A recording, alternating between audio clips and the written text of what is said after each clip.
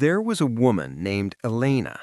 She wasn't famous. She wasn't extraordinary by the world's measure. She was a school teacher in a small town, raising two kids alone, waking up at 5 every morning to a life that had handed her more loss than she felt she deserved. And every single morning, before her feet hit the floor, she said something to herself. Something small. Something most people would call a lie. She said, "Today is going to be a good day."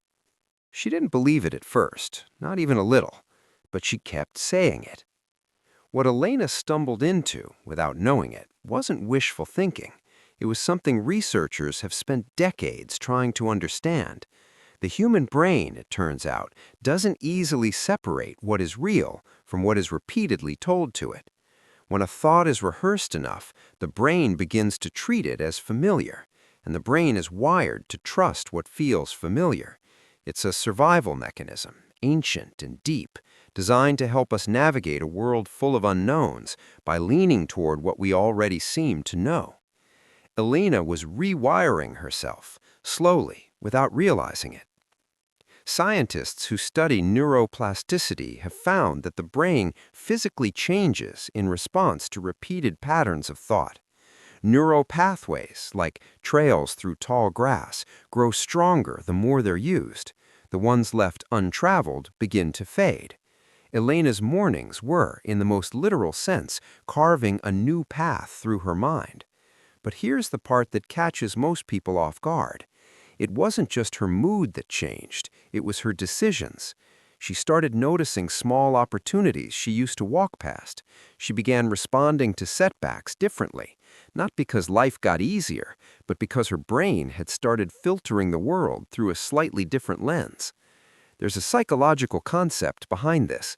The brain has a filtering system, something like an internal editor that decides what information gets your attention and what gets ignored.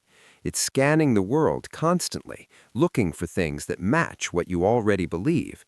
If you believe the world is working against you, the editor highlights every piece of evidence that confirms it. If something in you shifts, even slightly, the editor shifts too. Elena didn't change her circumstances. She changed what she was looking for inside of them. 10 years after that first reluctant morning, Elena stood in front of a room full of students, not as a teacher this time, as a speaker. Someone had heard her story through a friend, then a friend of a friend, and suddenly here she was. She wasn't standing there because her life had become perfect. She'd had hard years since those early mornings, real ones.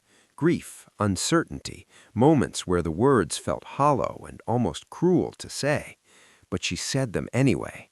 And that, she told the room, is what nobody warns you about.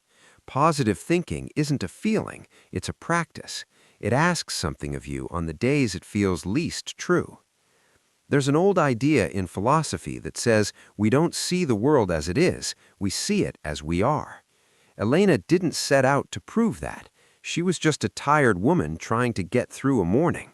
But somewhere between that first reluctant whisper and the life that followed, she discovered something quietly extraordinary, that the story you tell yourself in those small private moments before the world wakes up might be the most important